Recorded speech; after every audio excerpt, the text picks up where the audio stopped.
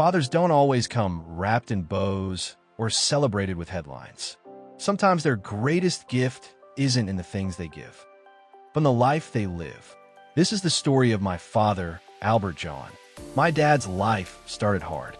His mother, Irene, named him Albert John, hoping to break what people in the neighborhood called a curse because no man with that name seemed to make it out. When he was still in grammar school, tragedy struck. His father died, and my dad had to quit school to help support his mother. Childhood ended early, replaced with long days of labor. When he was old enough, he joined the army and served in Korea. That experience shaped him, teaching discipline, toughness, and loyalty. After returning home, he met my mother, Mildred.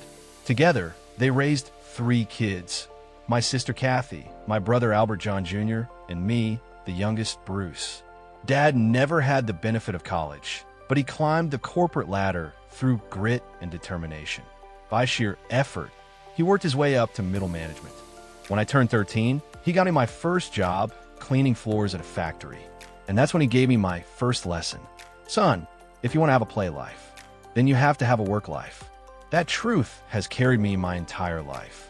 I was a dreamer, always reaching for things outside my grasp. One day my dad stopped me in my tracks with another lesson. Son, shit in one hand and wish in the other, and see which one fills up first. Crude? Yes. True? Absolutely. He was teaching me that wishes don't get you far without hard work. The 1960s and 70s were turbulent. Vietnam, civil rights, assassinations, inflation, hostages in Iran. The world was filled with opinions, arguments, and unrest. Dad had a saying for that too. Opinions are like assholes. Everybody has one.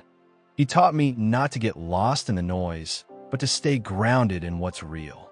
Near the end of his career, when many people would have coasted into retirement, Dad started his own business.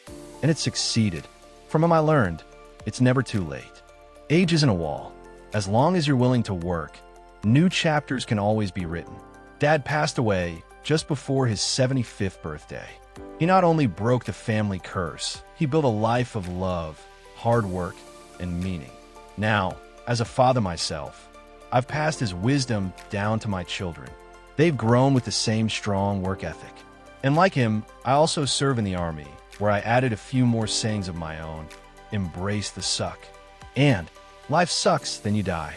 Not exactly Hallmark slogans, but each carries the truth that life is tough, and you gotta face it head on. Today, I find myself in my twilight years, blessed with a supportive family who loves and helps my wife and me. Some people don't realize their father was wise until they become parents themselves. But I always knew my dad was a great man, mild-mannered, faithful, and steady.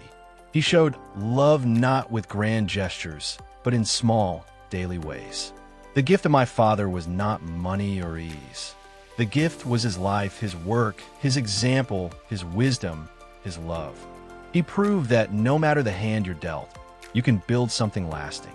And the greatest inheritance a father can give is the ability to face life with integrity, strength, and purpose.